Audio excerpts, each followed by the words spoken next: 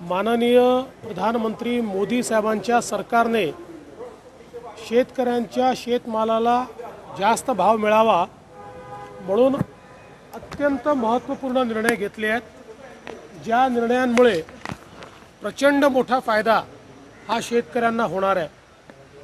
सगळ्यात महत्त्वाचं या ठिकाणी कच्च्या तेलावर कुठली आयात ड्यूटी नव्हती, आयात शुल्क नव्हतं। 20% आयात शुल्क लावण्याचा निर्णय घेण्यात आला आहे आणि रिफाइंड तेलावर 12.5%वरनं तो 32.5% करण्यात आलेला आहे।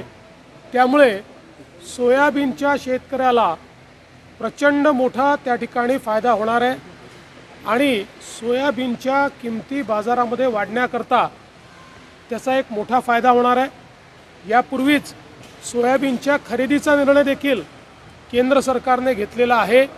त्यामुळे सोयाबीनचा शेतकरी हा निश्चितपणे त्या ठिकाणी या निर्णयामुळे खूप मोठ्या प्रमाणात लाभान्वित होणार आहे आणि काही प्रमाणात कापसाच्या शेतकऱ्याला देखील या ठिकाणी त्याचा फायदा मिळणार आहे।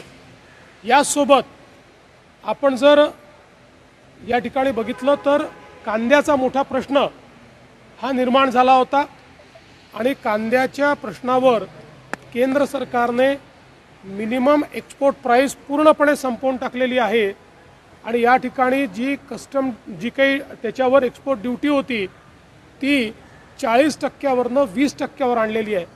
यामुळे कांद्याचे जे भाव आहेत ते स्थिर होण्याकरता, ते वर जाण्याकरता अत्यंत मोठा फायदा या माध्यमातून होणार आहे। कांद्याच्या शेतकऱ्याकरता खरं म्हणजे खूप महत्त्वपूर्ण या शेतकऱ्यांची मागणी ही आज केंद्र सरकारने त्या ठिकाणी मान्य केलेली आहे आणि म्हणून मी केंद्र सरकारचं मनापासून अभिनंदन करतो। एवढंच नाही तर बासमती राईसच्या एक्सपोर्टवर जी काही ड्यूटी होती ती ड्यूटी देखील त्या ठिकाणी काढण्यात आलेली आहे।